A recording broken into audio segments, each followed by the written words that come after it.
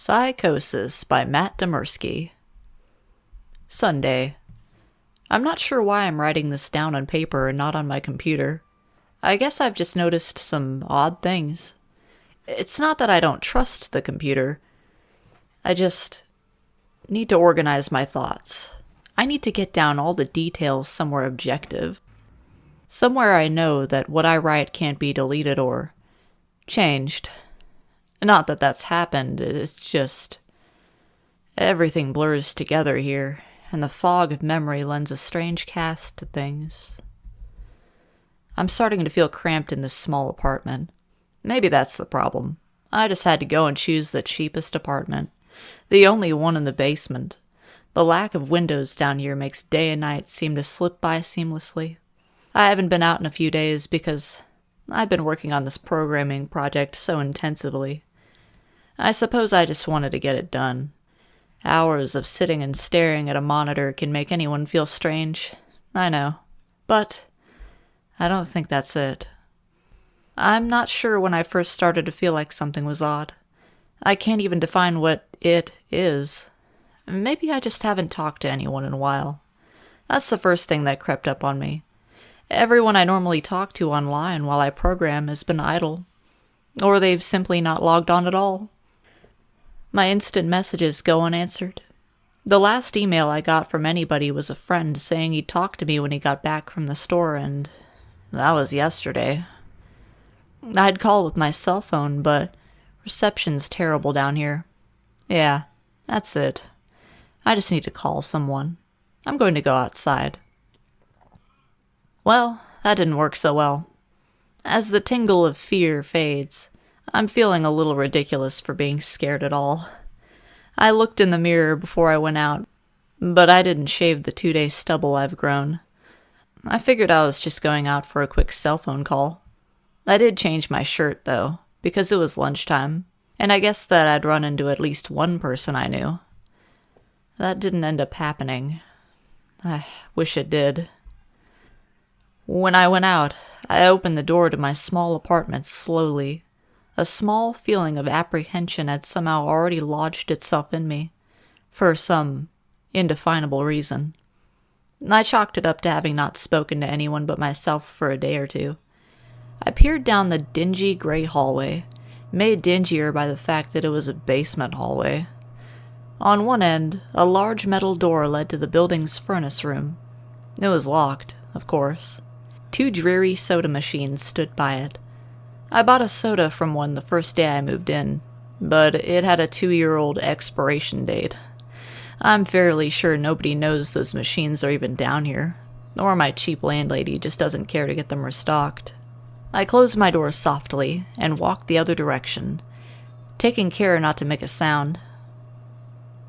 I have no idea why I chose to do that, but it was fun giving into the strange impulse not to break the droning hum of the soda machines. At least for the moment. I got to the stairwell and took the stairs up the building's front door. I looked through the heavy door's small, square window and received quite the shock. It was definitely not lunchtime. City gloom hung over the dark street outside, and the traffic lights at the intersection in the distance blinked yellow. Dim clouds, purple and black from the glow of the city, hung overhead. Nothing moved, save the few sidewalk trees that shifted in the wind. I remember shivering, though I wasn't cold. Maybe it was the wind outside. I could vaguely hear it through the heavy metal door, and I knew it was that unique kind of late-night wind, the kind that was constant, cold and quiet, save for the rhythmic music it made as it passed through countless unseen tree leaves. I decided not to go outside. Instead, I lifted my cell phone to the door's little window and checked the signal meter. The bars filled up the meter, and I smiled. Time to hear someone else's voice, I remember thinking, relieved. It was such a strange thing, to be afraid of nothing. I shook my head, laughing at myself silently. I hit speed dial for my best friend Amy's number and held the phone up to my ear. It rang once, but then it stopped. Nothing happened. I listened to silence for a good 20 seconds, then hung up. I frowned and looked at the signal meter again. Still full. I went to dial her number again, but then my phone rang in my hand, startling me. I put it up to my ear. "Hello?" I asked, immediately fighting down a small shock at hearing the first spoken voice in days, even if it was my own. I had gotten so used to the droning hum of the building's inner workings, my computer, and the soda machines in the hallway. There was no response to my greeting at first, but then, finally, a voice came. "Hey," said a clear male voice, obviously of college age, like me. "Who's this?" "John," I replied, confused. "Oh, sorry, wrong number," he replied, then hung up. I lowered the phone slowly and leaned against the thick brick wall of the stairwell. That was strange. I looked at my received calls list, but the number was unfamiliar. Before I could think on it further, the phone rang loudly, shocking me again. This time, I looked at the caller before I answered. It was another unfamiliar number. This time, I held the phone up to my ear, but said nothing. I heard nothing but the general background noise of a phone. Then, a familiar voice broke my tension. "John?" was the single word, in Amy's voice. I breathed a sigh of relief. "Hey, it's you," I replied. "Who else would it be?" she responded. "Oh, the number. I'm at a party on 7th Street, and my phone died just as you called me. This is someone else's phone, obviously." "Oh, okay," I said. "Where are you?" she asked. My eyes glanced over the drab, whitewashed cylinder block walls and the heavy metal door with its small window. "At my building," I sighed. "Just feeling cooped up. I didn't realize it was so late." "You should come over here," she said, laughing. "Nah, I don't feel like looking for some strange place by myself in the middle of the night," I said, looking out the window at the silent, windy street that secretly scared me just a tiny bit. "I think I'm just going to keep working or go to bed." "Nonsense," she replied. "I can come get you. Your building is close to 7th Street, right?" "How drunk are you?" I asked lightheartedly. "You know where I live." "Oh, of course," she said abruptly. "I guess I can't get there by walking, huh?" "You could if you wanted to waste half an hour," I told her.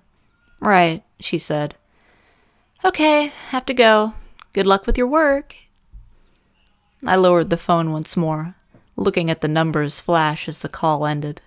Then, the droning silence suddenly reasserted itself in my ears. The two strange calls and the eerie street outside just drove home my aloneness in this empty stairwell. Perhaps from having seen too many scary movies, I had the sudden inexplicable idea that something could look in the door's window and see me. Some sort of horrible entity that hovered at the edge of aloneness, just waiting to creep up on unsuspecting people that strayed too far from other human beings. I knew the fear was irrational, but nobody else was around, so I jumped down the stairs, ran down the hallway into my room, and closed the door as swiftly as I could, while still staying silent. Like I said, I feel a little ridiculous for being scared of nothing, and the fear has already faded. Writing this down helps a lot. It makes me realize that nothing is wrong. It filters out half-formed thoughts and fears and leaves only cold, hard facts. It's late. I got a call from a wrong number, and Amy's phone died, so she called me back from another number. Nothing strange is happening. Still, there was something a little off about that conversation. I know it could have just been the alcohol she'd had. Or was it even her that seemed off to me? Or was it... Yes, that was it. I didn't realize it until this moment, writing these things down. I knew writing things down would help. She said she was at a party, but I only heard silence in the background. Of course. That doesn't mean anything in particular, as she could have just gone outside to make the call. No. That couldn't be it either. I didn't hear the wind. I need to see if the wind is still blowing. Monday. I forgot to finish writing last night. I'm not sure what I expected to see when I ran up the stairwell and looked out the heavy metal door's window. I'm feeling ridiculous. Last night's fear seems hazy and unrecognizable to me now. I can't wait to go out into the sunlight. I'm going to check my email, shave, shower, and finally get out of here. Wait. I think I heard something. It was thunder. That whole sunlight and fresh air thing didn't happen. I went out into the stairwell and up the stairs, only to find disappointment. The heavy metal door's little window showed only flowing water, as torrential rain slammed against it. Only a very dim, gloomy light filtered in through the rain. But at least I knew it was daytime, even if it was a gray, sickly, wet day. I tried looking out the window and waiting for lightning to illuminate the gloom, but the rain was too heavy, and I couldn't make out anything more than vague, weird shapes moving at odd angles in the waves washing down the window.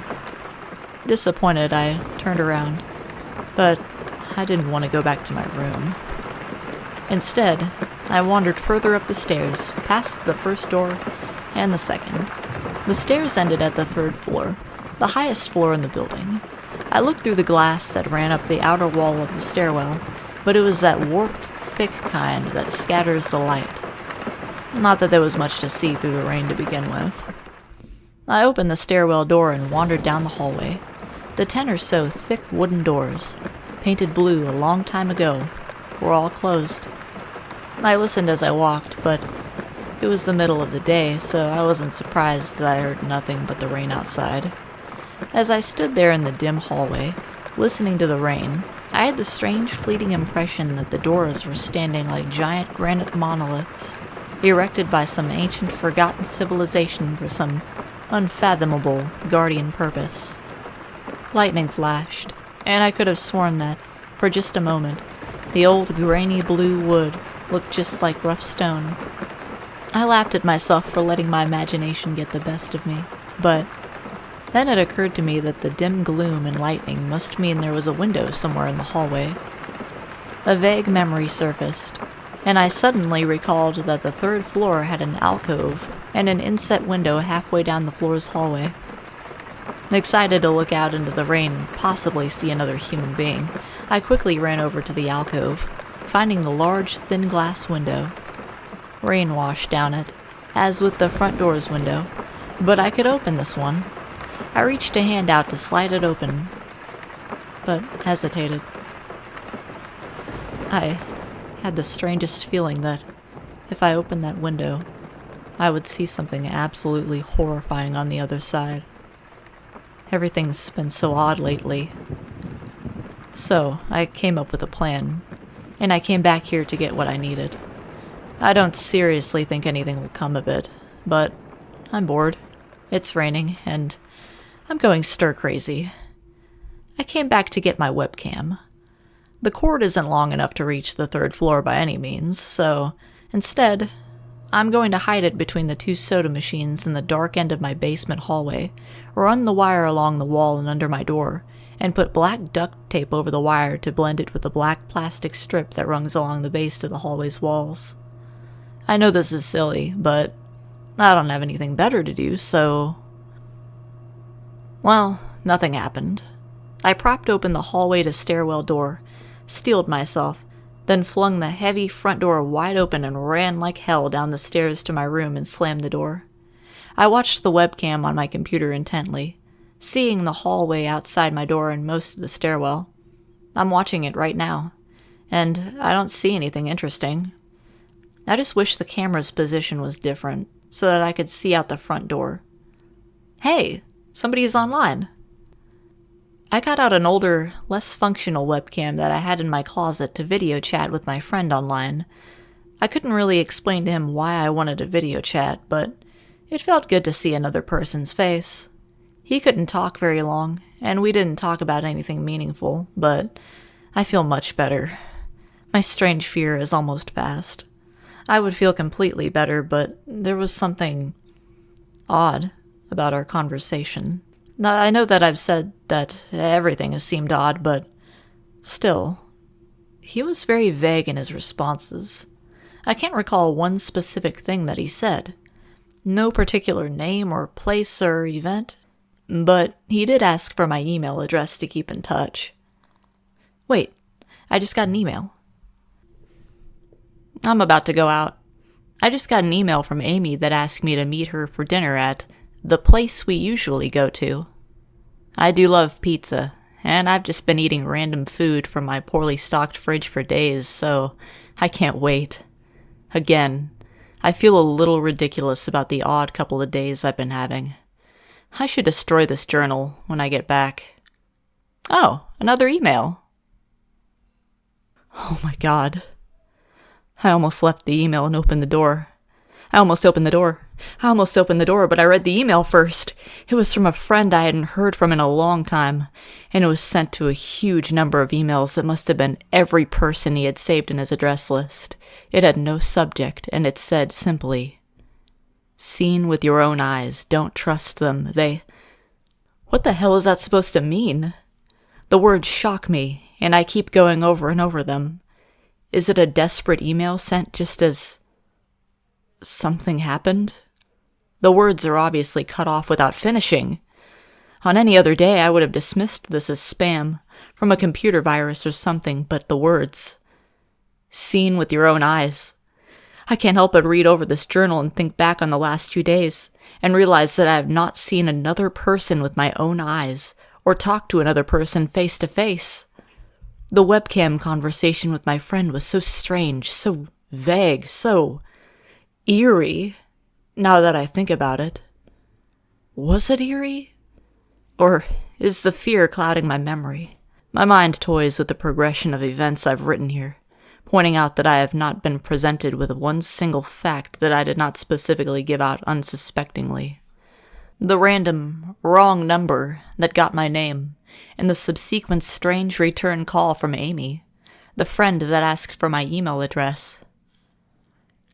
I messaged him first when I saw him online, and then I got my first email a few minutes after that conversation.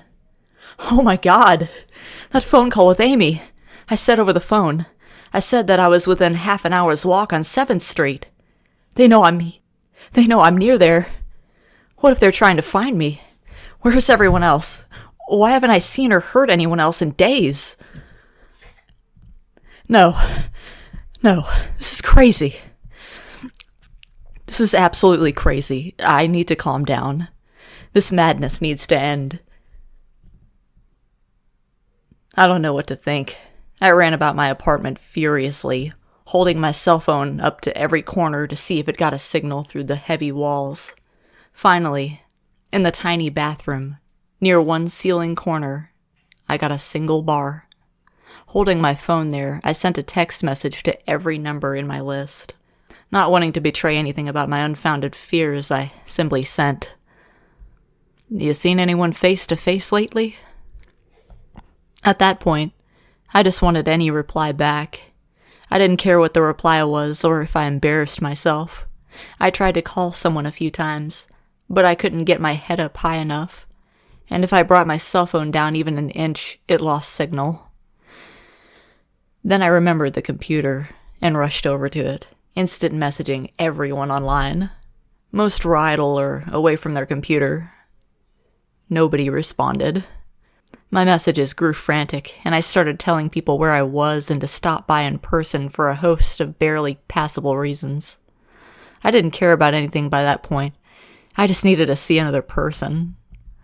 I also tore apart my apartment looking for something that I might have missed, some way to contact another human being without opening the door. I know it's crazy. I know it's unfounded, but what if? What if? I just need to be sure. I taped the phone to the ceiling, in case. Tuesday. The phone rang. Exhausted from last night's rampage, I must have fallen asleep. I woke up to the phone ringing and ran into the bathroom, stood on the toilet and flipped open the phone taped to the ceiling. It was Amy. And I feel so much better. She was really worried about me, and apparently had been trying to contact me since the last time I talked to her. She's coming over now. And, yes, she knows where I am without me telling her. I feel so embarrassed. I'm definitely throwing this journal away before anyone sees it. I don't even know why I'm writing it now. Maybe it's just because it's the only communication I've had at all since God knows when. I look like hell, too. I look in the mirror before I came back in here. My eyes are sunken, my stubble is thicker, and I just look generally unhealthy. My apartment is trashed, but I'm not going to clean it up. I think I need someone else to see what I've been through. These past few days have not been normal. I am not one to imagine things. I know I have been the victim of extreme probability. I probably missed seeing another person a dozen times. I just wanted to go out when it was late at night, or the middle of the day when everyone was gone. Everything's perfectly fine. I know this now. Plus, I found something in the closet last night that has helped me tremendously. A television. I set it up just before I wrote this, and it's on in the background. Television has always been an escape for me, and it reminds me that there's a world beyond these dingy brick walls. I'm glad Amy's the only one that responded to me after last night's frantic pestering of everyone I could contact. She's been my best friend for years. She doesn't know it, but I count the day that I met her among one of the few moments of true happiness in my life. I remember that warm summer day fondly. It seems a different reality from this dark, rainy, lonely place. I feel like I spent days sitting in that playground, much too old to play, just talking with her and hanging around doing nothing at all. I still feel like I can go back to that moment sometimes, and it reminds me that this damn place is not all that there is. Finally, a knock on the door. I thought it was odd that I couldn't see her through the camera I hid between the two soda machines. I figured that it was bad positioning, like when I couldn't see out the front door. I should have known. After the knock, I yelled through the door jokingly that I had a camera between the soda machines, because I was embarrassed myself that I had taken this paranoia so far. After I did that, I saw her image walk over to the camera and look down at it. She smiled and waved. "Hey," she said to the camera brightly, giving it a wry look. "It's weird, I know," I said into the mic attached to my computer. "I've had a weird few days."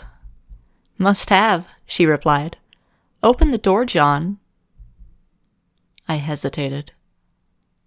How could I be sure?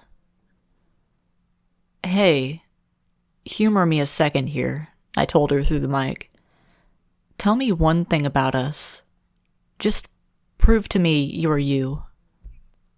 She gave the camera a weird look. Alright, she said slowly, thinking. "We met randomly at a playground when we were both way too old to be there?" I sighed deeply as reality turned and fear faded. God, I'd been so ridiculous. Of course it was Amy. That day wasn't anywhere in the world except in my memory. I'd never even mentioned it to anyone, not out of embarrassment, but out of a strange secret nostalgia and a longing for those days to return. If there was some unknown force at work trying to trick me, as I feared, there was no way they could know about that day. "All right. I'll explain everything," I told her. "Be right there." I ran to my small bathroom and fixed my hair as best I could. I looked like hell, but she would understand. Snickering at my own unbelievable behavior and the mess I'd made of the place, I walked to the door.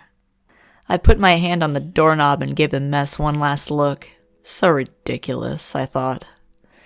My eyes traced over the half-eaten food lying on the ground, the overflowing trash bin, and the bed I'd tipped to the side looking for God knows what. I almost turned to the door and opened it, but my eyes fell on one last thing. The old webcam. The one I used for that eerily vacant chat with my friend. Its silent black sphere lay haphazardly tossed to the side, its lens pointed at the table where this journal lay. An overwhelming terror took me as I realized that if something could see through that camera, it would have seen what I just wrote about that day. I asked her for any one thing about us, and she chose the only thing in the world that I thought they or it did not know. But it did. It did know. It could have been watching me the whole time. I didn't open the door. I screamed. I screamed in uncontrollable terror. I stomped on the old webcam on the floor. The door shook, and the doorknob tried to turn, but I didn't hear Amy's voice through the door.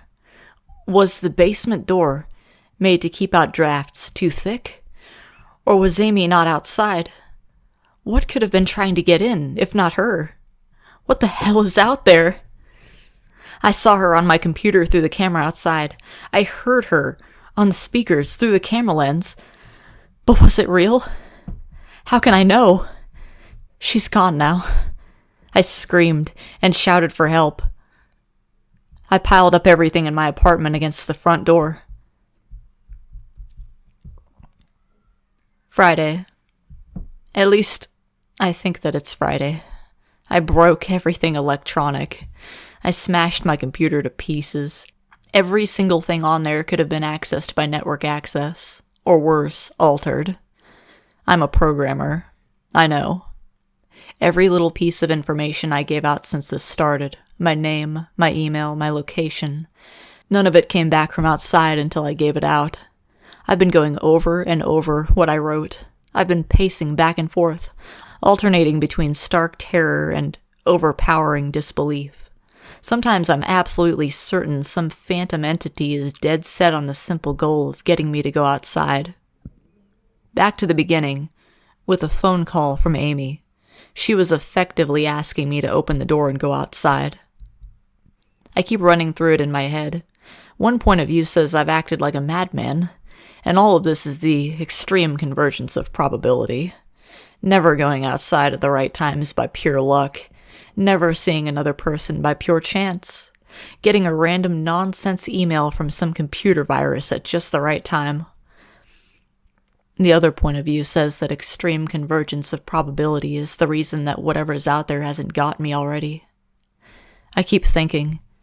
I never opened the window on the 3rd floor. I never opened the front door, until that incredibly stupid stunt with a hidden camera, after which I ran straight to my room and slammed the door.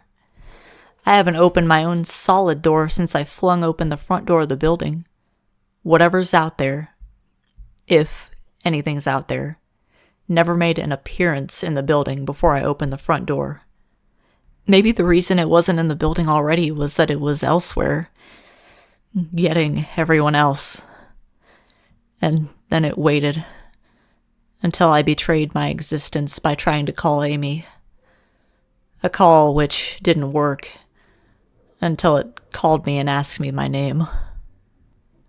Terror literally overwhelms me every time I try to fit the pieces of this nightmare together. That email, short, cut off. Was it from someone trying to get word out? Some friendly voice desperately trying to warn me before it came? Seen with my own eyes, don't trust them. Exactly what I've been so suspicious of. It could have masterful control of all things electronic, practicing its insidious deception to trick me into coming outside. Why can't it get in? It knocked on the door. It must have some solid presence. The door. The image of those doors in the upper hallway as guardian monoliths flashes back in my mind every time I trace this path of thoughts. If there is some phantom entity trying to get me to go outside, maybe it can't get through doors. I keep thinking back over all the books I've read or movies I've seen, trying to generate some explanation for this. Doors have always been such intense foci of human imagination, always seen as wards or portals of special importance. Or perhaps the door is just too thick. I know that I couldn't bash through any of the doors in this building, let alone the heavy basement ones. Aside from that, the real question is, why does it even want me? If it just wanted to kill me, it could do it any number of ways, including just waiting until I starve to death. What if it doesn't want to kill me? What if it has some far more horrific fate in store for me? God, what can I do to escape this nightmare? A knock on the door. I told the people on the other side of the door I need a minute to think and I'll come out. I'm really just writing this down so I can figure out what to do. At least this time I heard their voices. My paranoia. And yes, I recognize I'm being paranoid. Has me thinking of all sorts of ways that their voices could be faked electronically. There could be nothing but speakers outside, simulating human voices. Did it really take them 3 days to come talk to me? Amy is supposedly out there, along with 2 policemen and a psychiatrist. Maybe it took them 3 days to think of what to say to me. The psychiatrist's claim could be pretty convincing, if I decided to think this has all been a crazy misunderstanding, and not some entity trying to trick me into opening the door. The psychiatrist had an older voice, authoritarian but still caring. I liked it. I'm desperate just to see someone with my own eyes. He said I have something called Psychosis, and I'm just one of a nationwide epidemic of thousands of people having breakdowns triggered by a suggestive email that got through somehow. I swear he said got through somehow. I think he means spread throughout the country inexplicably, but I am incredibly suspicious that the entity slipped up and revealed something. He said I am part of a wave of emergent behavior, that a lot of other people are having the same problem with the same fears, even though we've never communicated. That neatly explains the strange email about eyes that I got. I didn't get the original triggering email. I got a descendant of it. My friend could have broken down too and tried to warn everyone he knew against his paranoid fears. That's how the problem spreads, the psychiatrist claims. I could have spread it too, with my texts and instant messages online to everybody I knew. One of those people might be melting down right now, after being triggered by something I sent them. Something they might interpret any way that they want. Something like a text saying, "Seen anyone face to face lately?" The psychiatrist told me that he didn't want to lose another one. That people like me are intelligent, and that's our downfall. We draw connections so well that we draw them even when they shouldn't be there. He said it's easy to get caught up in paranoia in our fast-paced world, a constantly changing place where more and more of our interaction is simulated. I had to give him one thing. It's a great explanation. It neatly explains everything. It perfectly explains everything, in fact. I have every reason to shake off this nightmarish fear that some thing or consciousness or being out there wants me to open the door so it can capture me for some horrible fate worse than death. It would be foolish, after hearing that explanation, to stay in here until I starve to death just to spite the entity that might have got everyone else. It would be foolish to think, after hearing that explanation, I might be one of the last people left alive on an empty world, hiding in my secure basement room, spiting some unthinkable deceptive entity just by refusing to be captured. It's a perfect explanation for every single strange thing I've seen or heard, and I have every reason in the world to let all of my fears go and open the door. That's exactly why I'm not going to. How can I be sure? How can I know what's real and what's deception? All these damn things with their wires and their signals that originate from some unseen origin. They're not real. I can't be sure.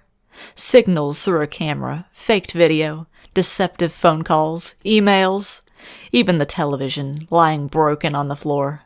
How can I possibly know it's real? It's just signals, waves, light.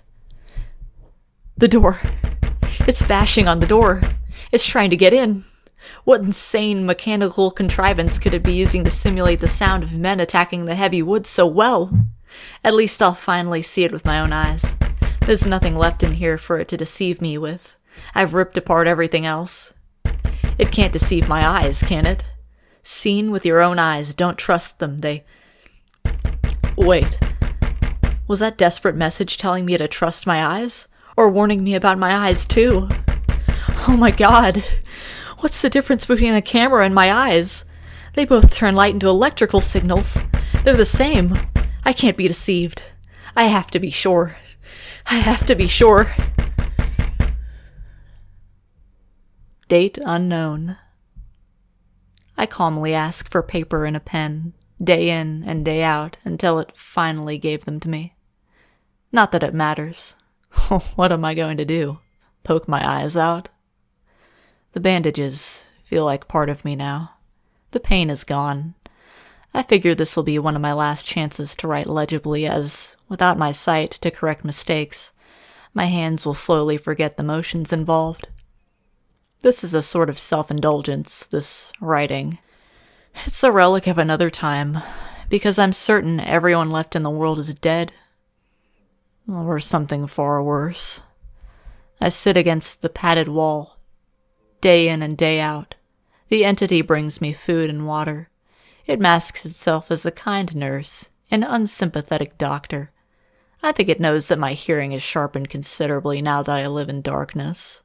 It fakes conversations in the hallways, on the off chance that I might overhear. One of the nurses talks about having a baby soon. One of the doctors lost his wife in a car accident.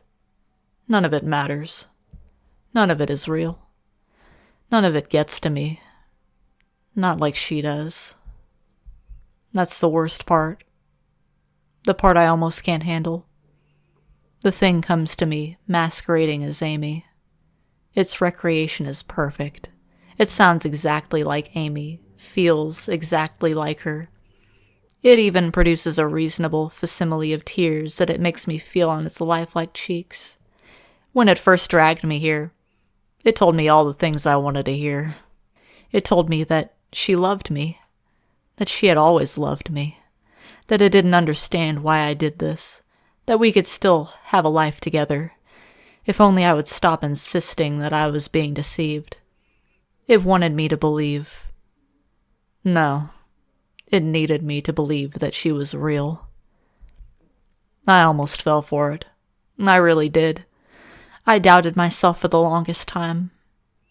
In the end, though, it was all too perfect, too flawless, and too real. The false Amy used to come every day, and then every week, and finally stopped coming altogether. But I don't think the entity will give up. I think the waiting game is just another one of its gambits. I will resist it for the rest of my life, if I have to.